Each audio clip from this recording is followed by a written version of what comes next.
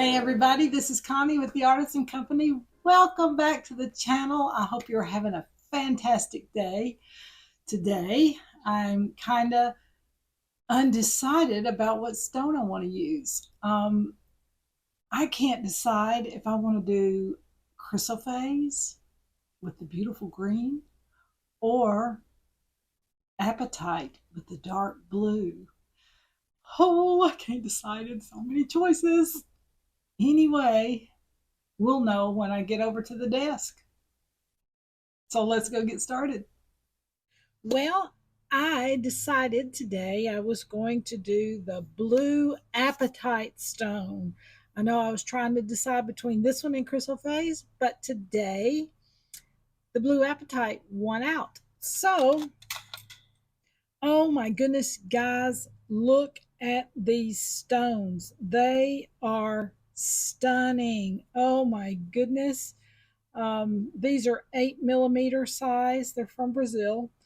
And I'm telling you, the color on these, I'm sure my phone does not do it justice at all. But oh my, I just cannot tell you. So, as usual, what I do is I sort out the beads and I go from darker to lighter. And I've got some beads up here in this top part. You can see the difference. And look how light these are compared to these. You can see the difference. They were all in the same strand, but all of them are equally beautiful. So I decided that I was going to try to make the stone stand alone because it is so beautiful.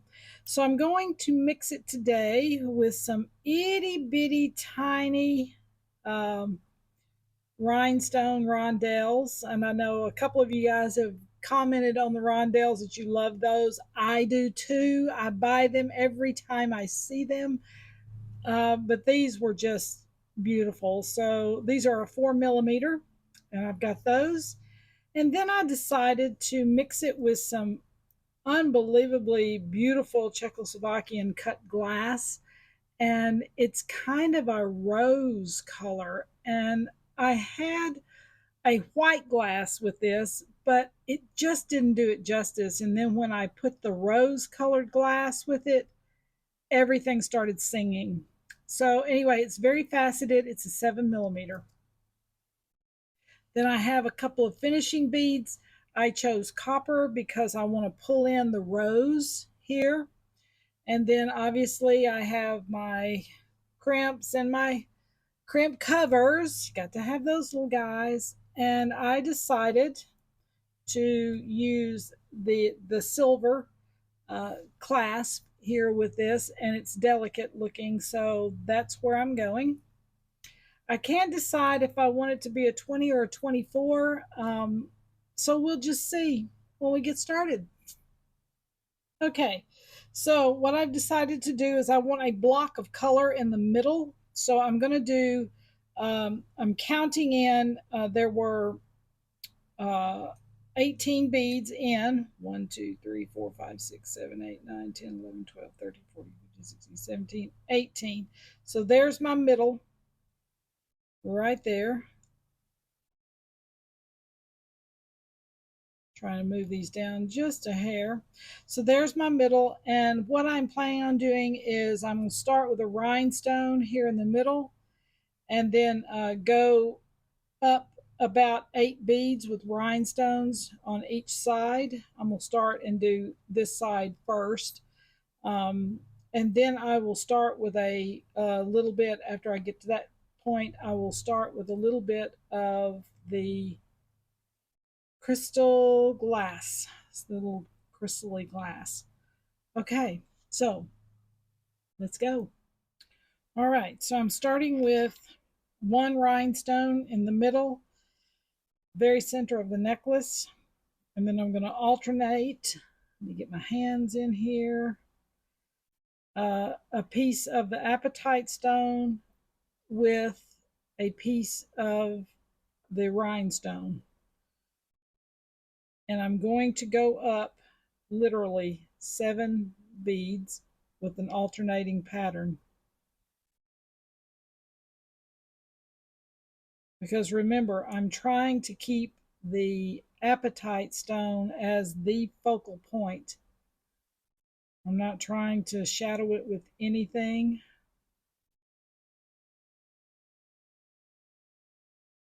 Wowee.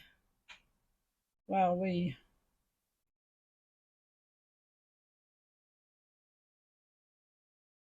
One more of these.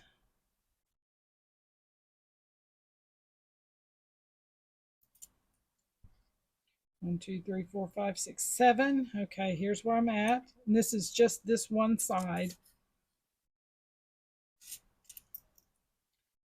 Oh my goodness, look at that. Is that not just, I'm telling you, the reason why I didn't use a bead cap here was because I really do want this stone to just stand out. And that little bit of rhinestone in there just makes it sing. And that's what I was looking for. So now I'm getting ready to start a new part of the statement here on this end. And I'm going to put a rhinestone, a piece of the cut glass, and another rhinestone. Okay, that is the first statement in the necklace right there, the first section that we want to work on. Okay, I'm going to work on the other side now. Oh my goodness, this is absolutely stunning. I just cannot tell you how beautiful this is. All right, so we're going to do 7 of these, starting in the middle.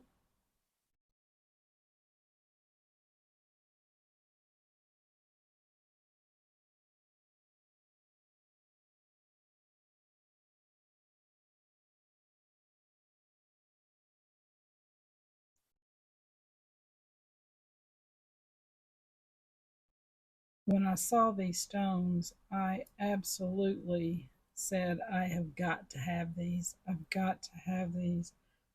The blue is so intense. I my eyeballs were just jumping.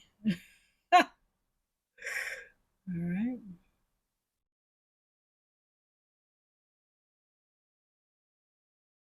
Where's the little hole? Come on, guy. Where's your hole? Right there it is.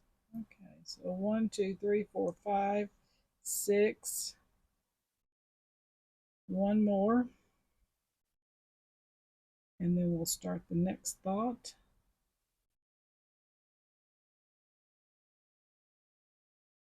Okay. So here we are. I hope y'all don't hear my stomach growling. This is not a difficult necklace to make. It's not. But sometimes simple is elegant. And sometimes that is what you need.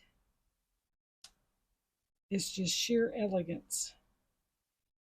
And that is what I am aiming for on this one.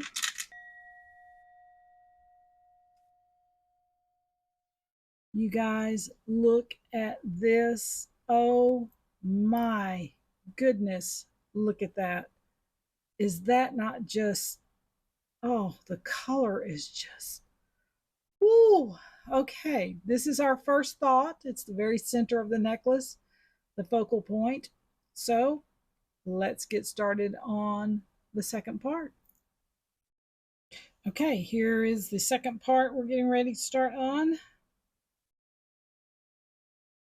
And this time, and I'm sorry, I forgot to tell you, you need a small bead cap, 5 millimeter or less, and that is your choice.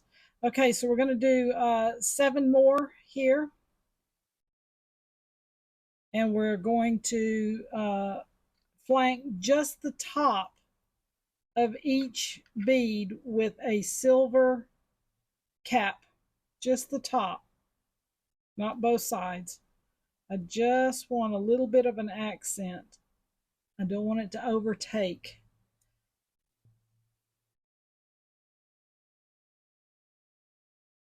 in this situation.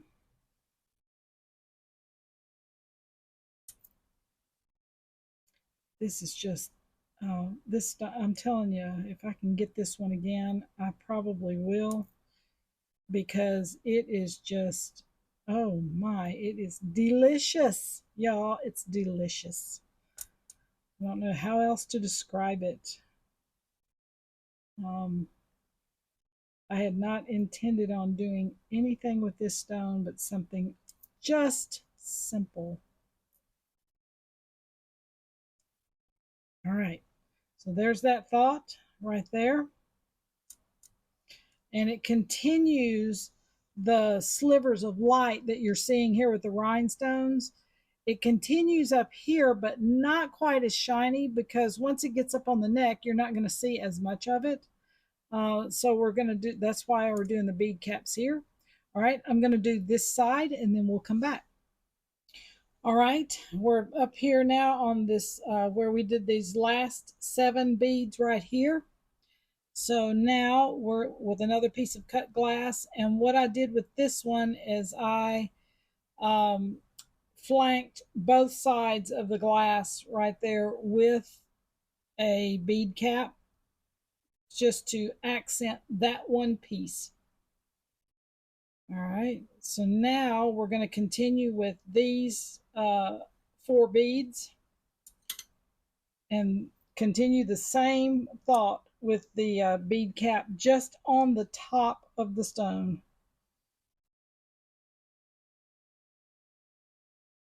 You know, there's always a method to the madness. Oh my goodness.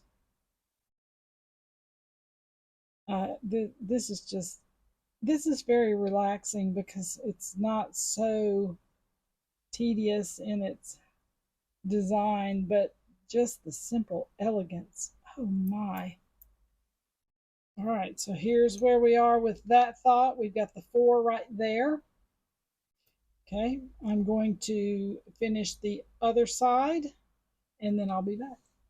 Okay, wow, this is such a classic necklace. Oh my goodness, it's so classic. All right, so what we're going to do here, I've kind of laid it out. We did another pattern of 7 here, then I'm doing 4 here, then 3, and then 2. That's where we're going. So since the piece of glass is going next, we want to flank the glass only so that it will stand out. Rolling my beads.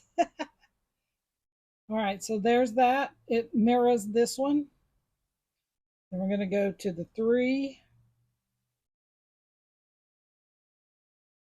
Continue with the thought of the cap on the top of each stone.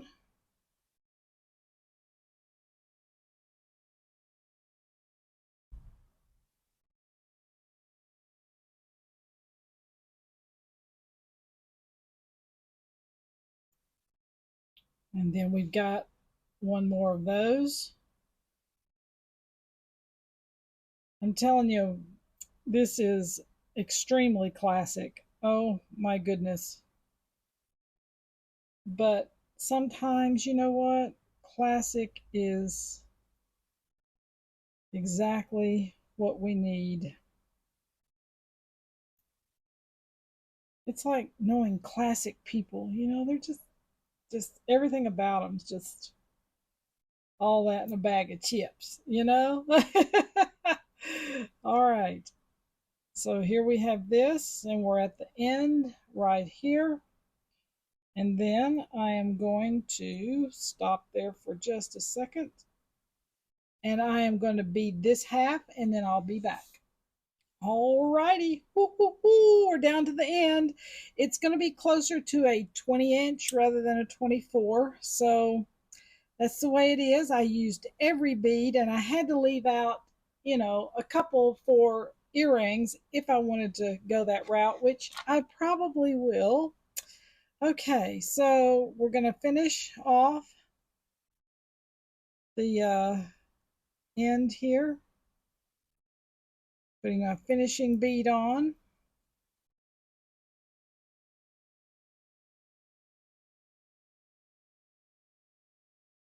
Then we will work on the clasp here.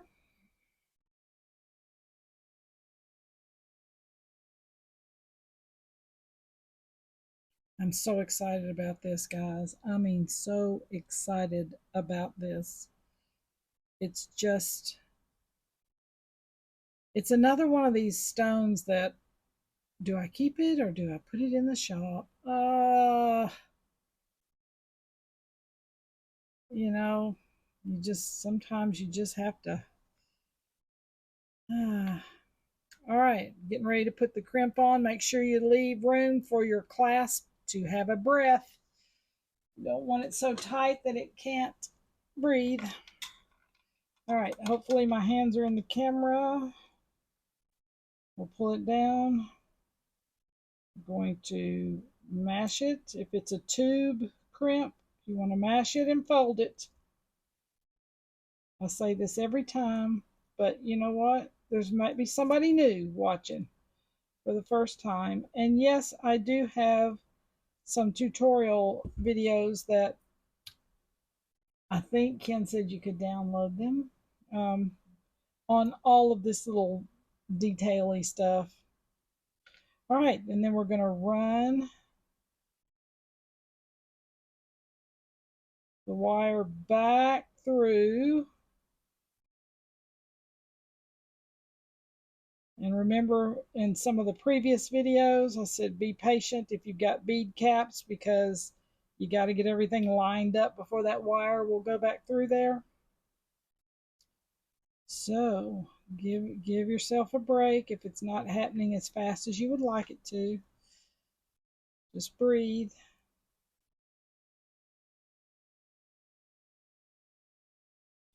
Jewelry is definitely a patience type of thing.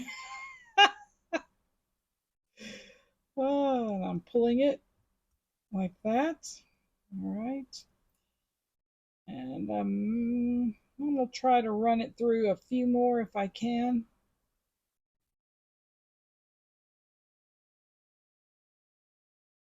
Maybe down here to this piece of glass. This glass, y'all, oh, I love Czechoslovakian cut glass. It just, there's just nothing like it. It's just so brilliant. Oh, that went a lot farther. Wow. Well, there you go. Oh, okay. I am going to stop right there on that. That was not what I was looking for. This is what I was looking for to help me pull that little wire out. There it is. All right. And pull it on down. We'll get my flush cutters and I'm going to snip it as close to that bead as I can.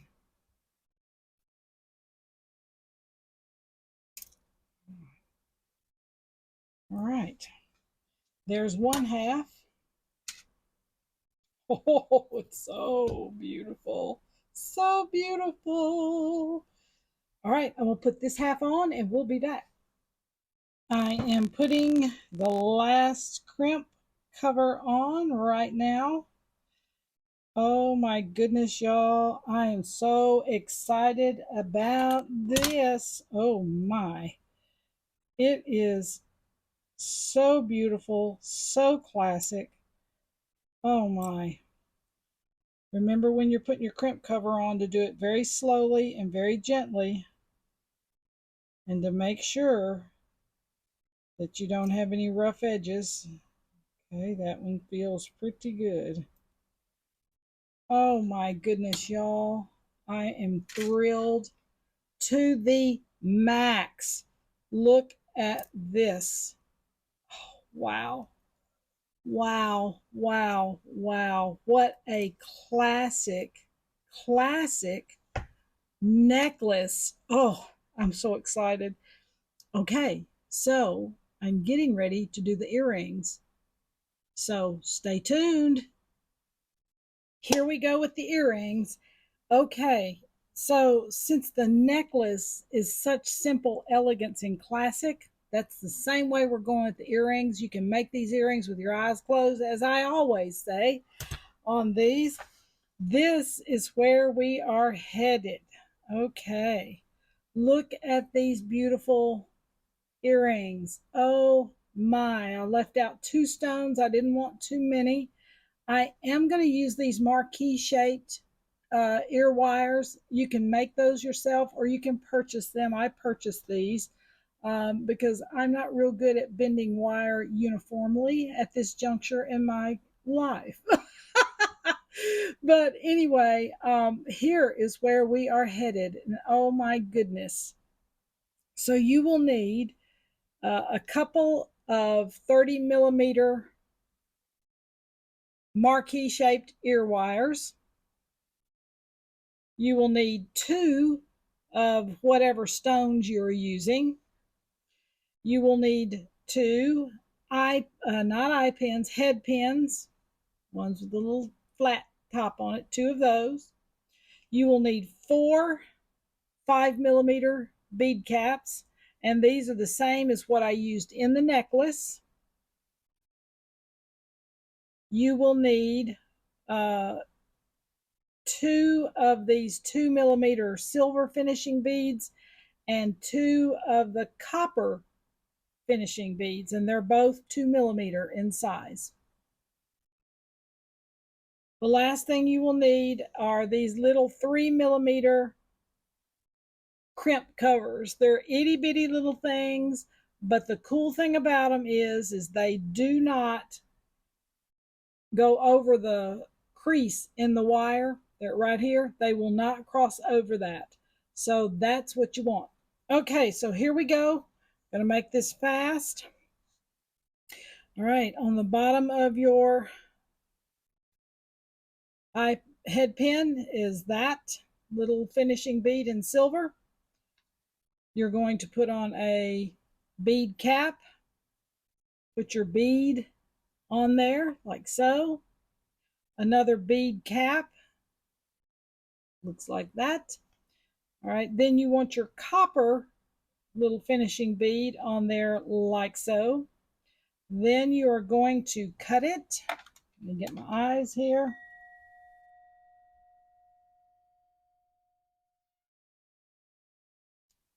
And you're going to make a loop.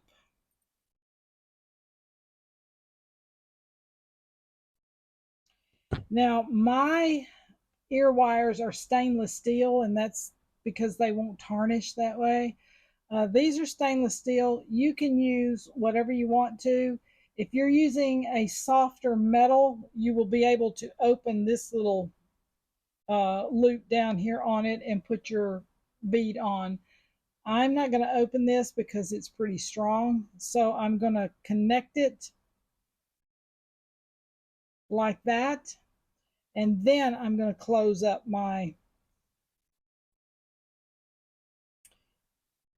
cap on the top, well, my loop on the top rather.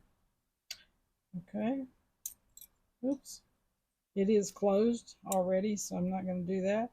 I am going to, if you can see it or not, the top of it, the loop is not straight up and down, so I'm going to make that straight up and down.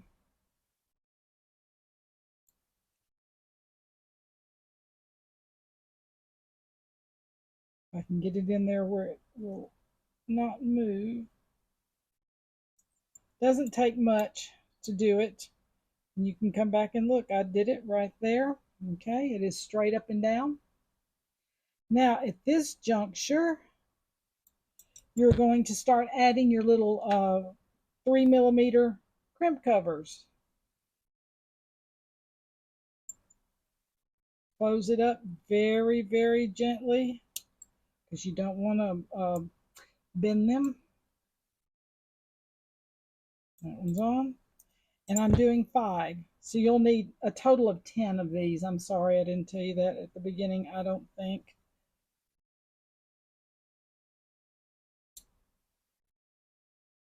Ten of these. You are almost done.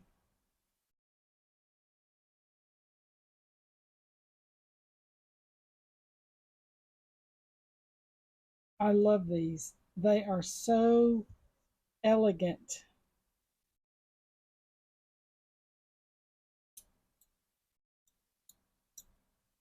I just knew, I knew this video wasn't very long, so I thought, oh, I'm going to go ahead and put the earring design on here too, so it's all together this time instead of separate. Sometimes I have to do them separate because some things are a little longer than others. Last one going on here.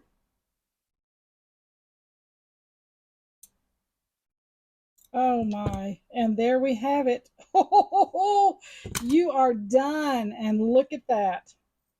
You got stunning earrings to go with an absolutely stunning necklace.